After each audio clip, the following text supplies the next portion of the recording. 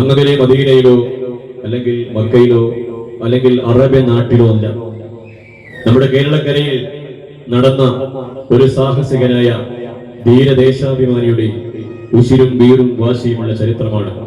അതെ, അറബിക്കടൽ രക്തസാക്ഷി എന്ന ത്യാഗസുരബലമായ ചരിത്രത്തിലേക്ക് നിങ്ങൾ ഏവരെയും ശ്രദ്ധ ക്ഷണിച്ചുകൊണ്ട് ഞങ്ങൾ തുടങ്ങട്ടെ ഇപ്രകാരത്തിൽ.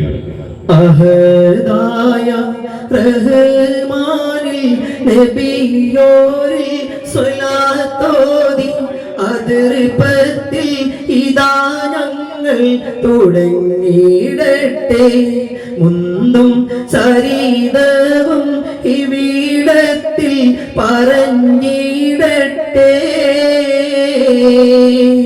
തിരുത്വാഹം റസൂലിന്റെ സമാനന്നാൾ തിരുദീനും ജ്വലിച്ചുള്ള പ്രദേശമാം മലബാർ നാട്.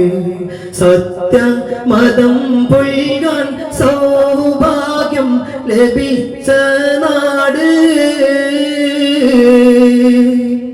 ചരിതവും ഇതാരാവി മൊഴിയുന്നു നബിയുള്ള തമസ്സിന്റെ മറനീക്കി വെളിച്ചമേകാൻ വന്നു തിഹാമിന്റെ പിരിമാറിൽ നബിയാം മുല്ല.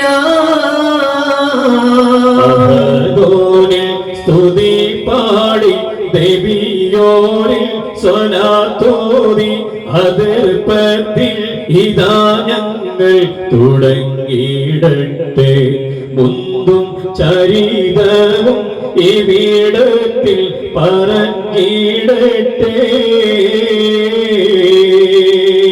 അല്ലാഹുവിന്റെ തിരുനാമത്തിൽ ഞങ്ങൾ ഈ കഥയ്ക്ക് ഇവിടെ സമാരംഭം കുറിക്കുകയാണ്.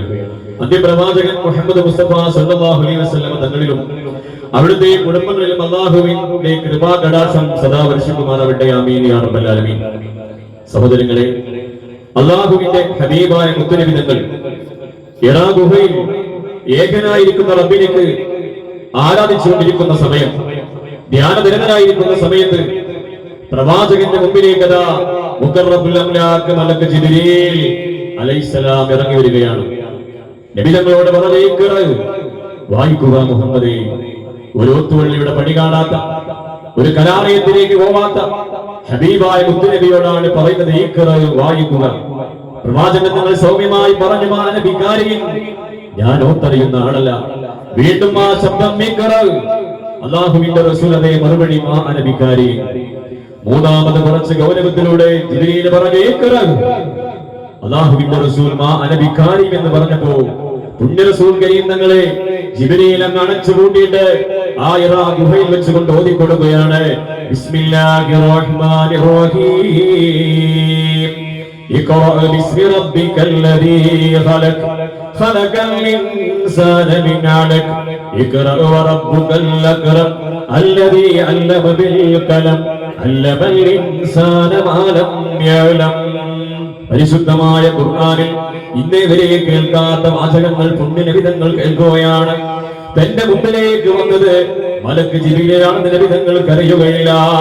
പ്രവാചകന്റെ റാഹുവെ വിട്ടുകൊണ്ട് നേരെ എന്റെ വീട്ടിലേക്ക് ഓടിച്ചെല്ലുകയാണ്.